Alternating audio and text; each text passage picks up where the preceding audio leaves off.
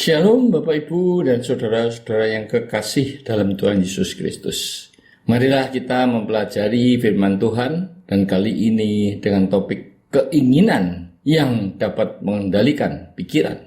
Dalam Yakobus 1 ayat 14 dikatakan, tetapi tiap-tiap orang dicobai oleh keinginannya sendiri karena dia diseret dan diikat olehnya. Ternyata bahwa yang mencobai kita adalah keinginan, dan biasanya keinginan mayoritas manusia adalah ingin kaya raya, ingin terkenal, mempunyai kedudukan atau jabatan yang tinggi, sukses dalam karir maupun bisnis dan sebagainya. Dengan kata lain, jika keinginan-keinginan duniawi yang mendominasi pikiran kita, maka kita akan diseret dan dijerat olehnya seperti dalam ayat di atas.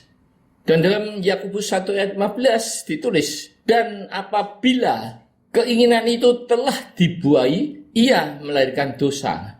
Dan apabila dosa itu sudah matang, ia melahirkan maut. Wow, saudara-saudara, ternyata keinginan dapat membuat kita berdosa, bahkan akibatnya mengerikan, yaitu maut. Marilah kita telah apakah keinginan itu? Keinginan timbul dari jiwa kita, misalnya dimulai ketika melihat wanita cantik, maka timbul keinginan yang mempengaruhi pikiran kita untuk berzina. Atau ketika melihat mobil dan rumah mewah, kita ingin memilikinya sehingga korupsi, menipu, dan sebagainya. Jadi, keinginan itu timbul dari panca indera masuk ke dalam pikiran kita yang selanjutnya akan dibuai, yaitu tekad untuk melakukan atau tidak. Kita dapat memilih apa yang mau kita pikirkan ataupun tidak. Karena kemana pikiran pergi, manusia akan mengikutinya. Pikiran adalah medan perang melawan iblis. Dalam 2 Korintus 10 ayat 4 dan 5. Mengajarkan bahwa kita harus membuang pikiran dan imajinasi yang salah dan menaklukkannya kepada Yesus Kristus. Berarti kita harus berpikir sesuai dengan firman Allah, dan di luar itu adalah penyesatan iblis. Begitu juga dalam Roma 12 ayat 2. Kita harus berubah, jangan menjadi serupa dengan dunia ini, supaya dapat membedakan manakah kehendak Allah, apa yang baik, yang berkenan kepada Allah, yang sempurna. Saudara-saudara, lebih lanjut kita akan belajar tentang pikiran negatif. Tidak ada satupun rencana Allah yang negatif untuk hidup kita. Melihat gelas dengan setengahnya berisi air, sama betulnya dengan melihat gelas yang sama, setengahnya kosong, tidak ada airnya. Pikiran negatif adalah yang melihat bahwa gelas itu setengahnya kosong. Sedangkan pikiran positif akan mempengaruhi kita dalam menghadapi masalah, yaitu yakin bahwa dengan pertolongan Tuhan, maka masalah tersebut pasti ada solusinya. Karena sudah ada dalam rencananya waktu kita masih di dalam kandungan. 2. Kekhawatiran dan stres. Sebagai akibat dari keinginan dan pikiran negatif, maka akan timbul kekhawatiran dan stres. Dan hasilnya dalam kehidupan adalah sakit penyakit, keluarga berantakan, dan kemiskinan. Gantikanlah kekhawatiran dan stres dengan iman bahwa Allah sudah menyelesaikan semua masalah-masalah yang saudara hadapi, seperti dalam Pengkhotbah 3 ayat 11 dan Roma 8 ayat 28. Ia membuat segala sesuatu indah pada waktunya, tetapi manusia tidak dapat menyelami pekerjaan yang dilakukan oleh Allah dari awal sampai akhir. Allah adalah Alfa dan Omega. Dan dalam Roma 8 ayat 28, aku baru tahu saudara-saudara, kalau Allah turut bekerja dalam segala sesuatu untuk mendatangkan kebaikan bagi mereka yang mengasihinya, sehingga dengan demikian namanya dipermuliakan. Yang ketiga adalah kecemasan dan kegelisahan. Kecemasan dan kegelisahan adalah dua bentuk pikiran yang buruk, tidak berguna, bahkan sangat merugikan. Kecemasan membuat saudara tampak lebih tua, memberi rasa sakit kepala, asam lambung meningkat, dan sebagainya. Karena memikirkan sesuatu yang belum tentu terjadi, bahkan mungkin tidak akan terjadi. mungkin sulit untuk menghilangkan karena sudah merupakan kebiasaan lama dan terutama karena saudara tidak mempunyai hubungan dengan Allah. Kecemasan dan kegelisahan dapat diserahkan kepada Kristus.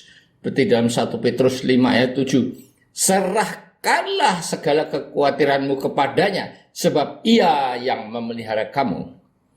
Ada 365 kata jangan takut atau jangan khawatir di dalam Alkitab. Berarti setiap hari kita tidak perlu takut atau khawatir. Yang diperlukan adalah berserah dan percaya kepada Tuhan. Dalam Roma 10 ayat 11 Amplified Classic Bible dikatakan, "The scripture says, no man who believes in him," yaitu who dares to rely on and trust in him, "will ever be put to shame or disappointed." Terjemahnya, firman berkata, tidak ada orang yang percaya kepada dia, yaitu yang patuh dan taat, address to, relies on, tergantung sepenuhnya kepada Tuhan, dan trust in him, dan percaya sepenuhnya kepada dia, tidak akan dipermalukan atau dikecewakan. Itulah janji Tuhan, saudara-saudara. Rasa cemas, khawatir, dan takut adalah intimidasi dari iblis melalui pikiran saudara. Karena itu tolak dan hardiklah iblis dalam nama Tuhan Yesus dan katakan bahwa saudara sudah menjadi milik Kristus. Dengan kuasa darah Kristus maka saudara akan menjadi tenang dan damai sejahtera sekalipun saudara masih menghadapi masalah. Keempat, cara baru untuk berbicara. Perkataan mempunyai kuasa, baik kuasa kreatif atau kuasa yang menghancurkan. Banyak orang tua yang dalam kemarahannya mengucapkan kata-kata kutuk kepada anaknya maupun siapapun juga, dan itu akan terjadi. Pikiran kita menjadi perkataan kita, dan itu merupakan salah satu sebab utama iblis menaruh pikiran negatif di dalam diri kita, sehingga akhirnya kita mengucapkannya. Itu adalah celah yang dia masuki untuk melakukan pekerjaan kotornya dalam hidup saudara dan saya. Godaan terbesar di dunia adalah membicarakan apa yang kita lihat dan rasakan. Tetapi Allah ingin kita bicara tentang apa yang menurut firman-Nya dapat kita miliki. Bangsa Israel harus menghabiskan waktu 40 tahun di padang gurun dan mati semuanya kecuali Yosua dan Kaleb. Padahal sebenarnya dapat dilakukan selama 11 hari saja. Kenapa? Karena mereka selalu menggerutu, mengeluh, dan tegar tengkuk. Padahal mereka sudah mengalami mujizat Tuhan. Pemeliharaan Tuhan dengan tiang awan dan tiang api sepanjang hari dan malam.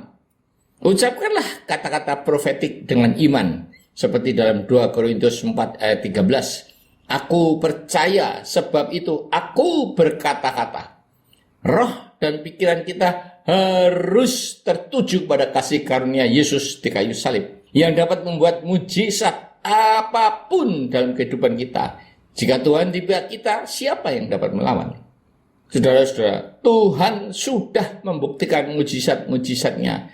Mulai dari Abraham, terbelahnya Laut Merah, tembok Yeriko runtuh hanya karena dikelilingi dan dengan sorak-sorai saja, dan lain-lain.